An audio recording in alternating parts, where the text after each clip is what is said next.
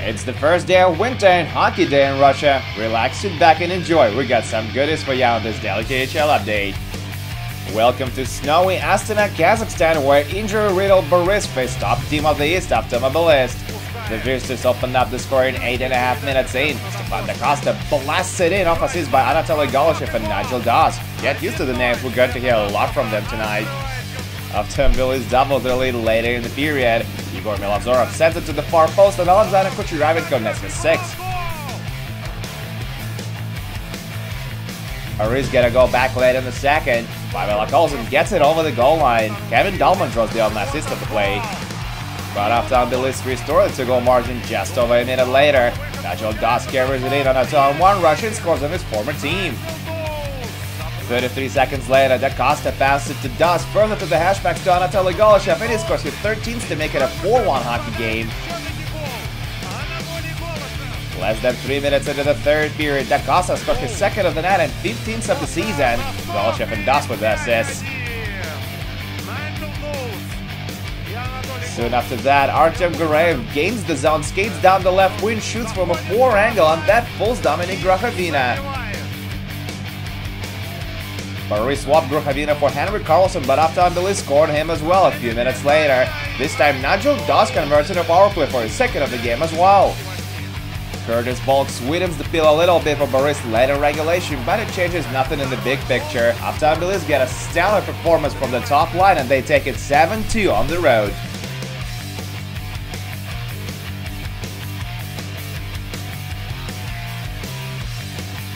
And now to Ufa, where Salavat Ulayev are looking to end their 2-game drought as they face Admiral, who are currently dead last in the league standings. The Sailors almost get on the board just over a minute in. Lorik Polak takes a wrist shot, but he hits the crossbar and the puck goes out of play. A few minutes later, Anton Bordasov throws it in the slot from on top of the right circle. It's tipped by Maxim Bayonov, but he hits the post as well. The Sailors get it in over the goal line early in the second, but it's waved off the video review and we're still scoreless.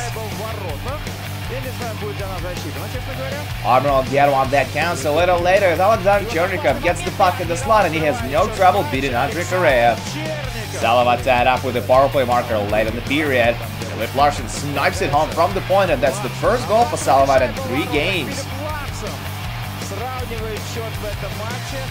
He goes to the shootout and it lasts 10 rounds until finally Vladimir Petuza finds the back of the net.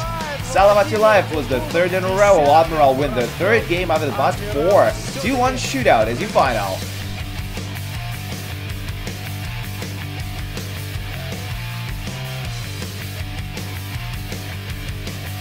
Our next stop is in Nizhny.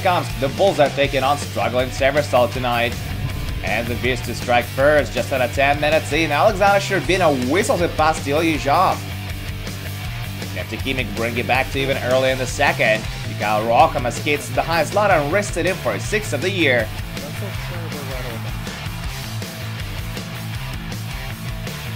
Severstal get their lead back 5 minutes later. Ivan Zakharchuk tries to jam it in from behind the net. Yezhov can cover it up and Oleg Yashin slides it under the pad. Neptikimik tie it up again 4 minutes into the third. 20-year-old rookie Gleb Semyonov unloads from the blue line and scores his first career KHL goal.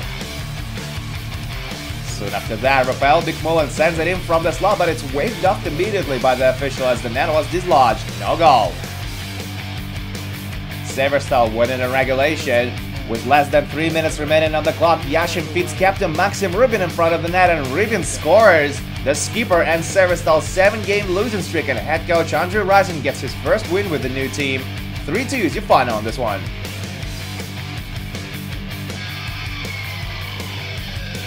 We move on to Balashikha, Moscow region, where Avangard faced Metalurg Magnitogorsk. It turns out to be a close contest.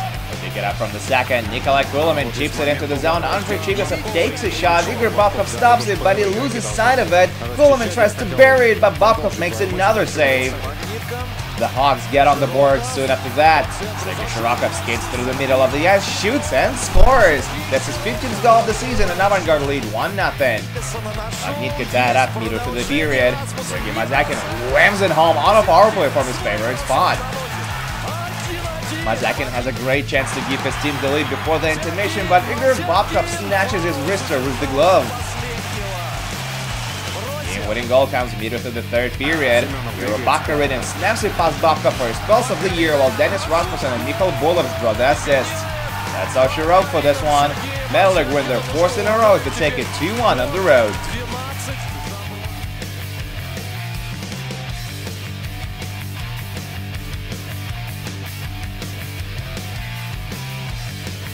When now Nizhny Novgorod with Torpedo go up against Dynamo Moscow.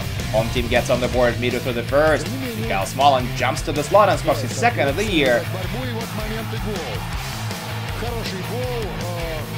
The blue and white even it up 5 minutes into the second. Vladislav Yefremov has his second career KHL goal off a great sauce by Vadim Shipachov.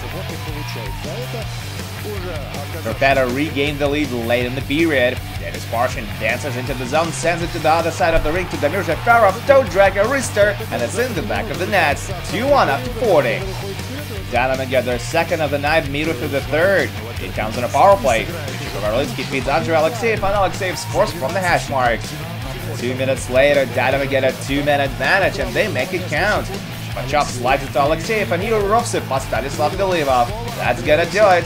Andrei Alexeyev enjoys his second multi-goal game of his career. Vadim Shipachov racks up 3 assists, and Dynamo Moscow take it 3-2 on the road.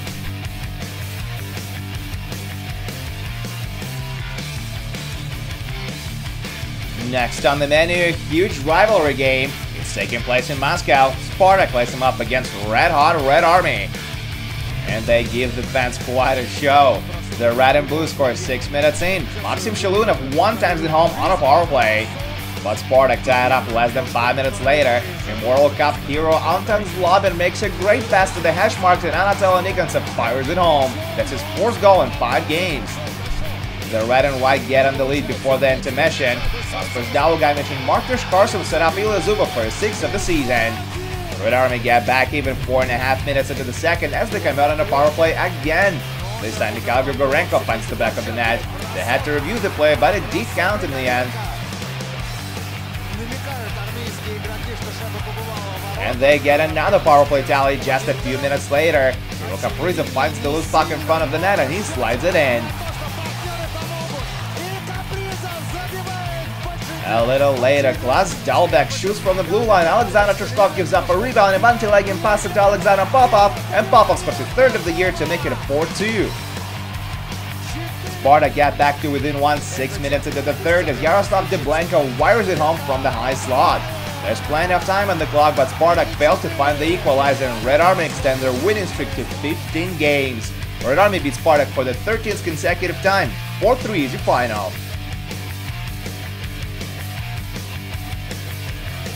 And there's just one more score to tell you about. Alexander Sharov scored midway through the third to lead Tracker over Dynamo Riga. 1-0 was the final score in the game.